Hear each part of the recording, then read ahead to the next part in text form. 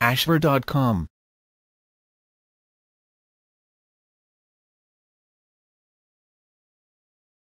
Hello and welcome to Ashver.com. You are watching an interesting video on an ideal martial arts diet. Good nutrition plays an essential role for any athletic endeavor. Please read the disclaimer carefully.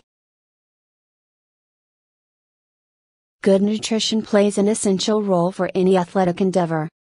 Unfortunately, as I am sure that many amateur martial artists will agree, we are provided with little information about what, how much or how to eat. Not the best situation to be in, especially in a sport where poor preparation can have dire physical consequences. Imagine broken bones, bleeding noses and many types of head injury. First, a little bit about me. Hopefully, this will help you to understand the particular challenges that I face and how your personal situation may relate to this. I train primarily in striking arts, American-style kickboxing and Muay Thai at present, which I have been doing for just under a decade. I like to compete, but only at an amateur level. Unfortunately, I also like to eat a lot. In fact, the entire reason I started martial arts training was to lose weight. Martial arts is my hobby. I also have a busy 9-to-5 job. For me, an ideal martial arts diet would be one that 1. Allows me to achieve my optimum body type. 2.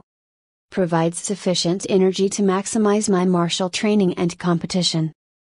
3. Is intuitive to follow. 4. Promotes long-term. That's quite a list. So let's start with body type. Imagine Bruce Lee, George St. Pierre or any other competitive fighter you can think of. What do their body types have in common? Lean muscle, strong and fat-free.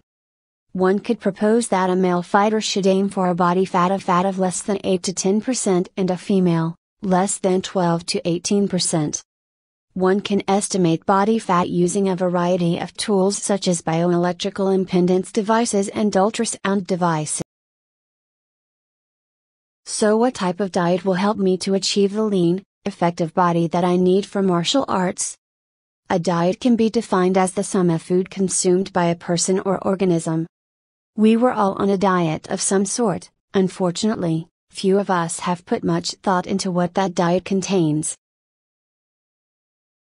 There are many fad diets which come into and out of fashion. I have divided them simply into the low carbohydrate diets, think Duke, Paleo and Atkins diets, traditional diets like the Mediterranean and Nordic nutritional recommendations. In order to compare these different diets effectively, we need to know a little bit about nutrition. There are 3 basic macronutrients: carbohydrates, protein and fat. The energy provided by these macronutrients can be expressed as calories. This is simply the amount of energy the substance would provide if we let it burn. All macronutrients are not created equal. Caloric breakdown: 1 gram of carbohydrates, 4 calories. 1 gram of protein, 4 calories. 1 gram of fat, 9 calories. Let's add a few more basic rules to these numbers. The calorific requirement for a typical male is 15 calories per pound of body weight. So a 170-pound male would require 2,550 calories to maintain the same weight. Moreover, 4,000 calories corresponds to 1 pound of fat. Using these rules, we can estimate how many calories we need to consume per day to maintain or lose weight. I personally recommend the use of a tracking application to handle these details for you.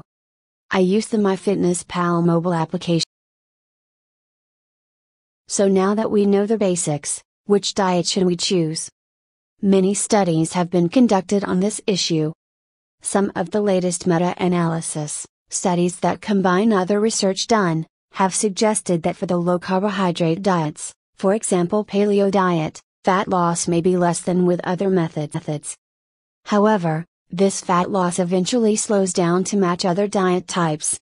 In fact, the most important thing that the studies found was that it is the adherence to the diet, not the diet itself, that matters most. What does this mean for you?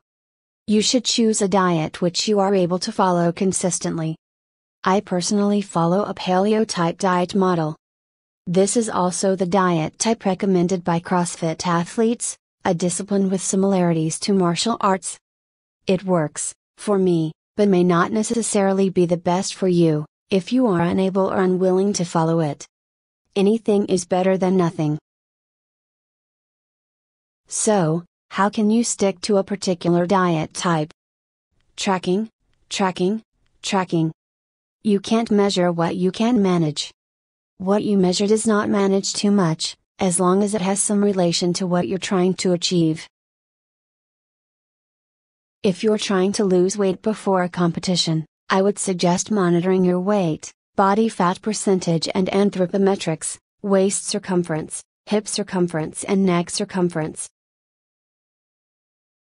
If you're trying to increase strength in the non-competitive phase of your training, track your 1 rep maximum for your key maximal strength exercises. If you're trying to improve your cardio, keep a journal after sparring sessions or track your resting heart rate. Imagination is the only limit to what can be monitored. So in conclusion, a few simple rules for the aspiring martial artist. 1.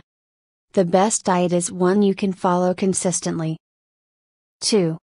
Keep track of what you eat. 3. Keep track of what you're trying to achieve.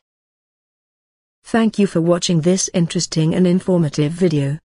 This channel offers motivational, inspirational, valuable and informative videos to soothe, cleanse and inspire your health, mind, body and spirit. You can find a lot of interesting videos on wide range of topics here. Stay tuned and keep watching.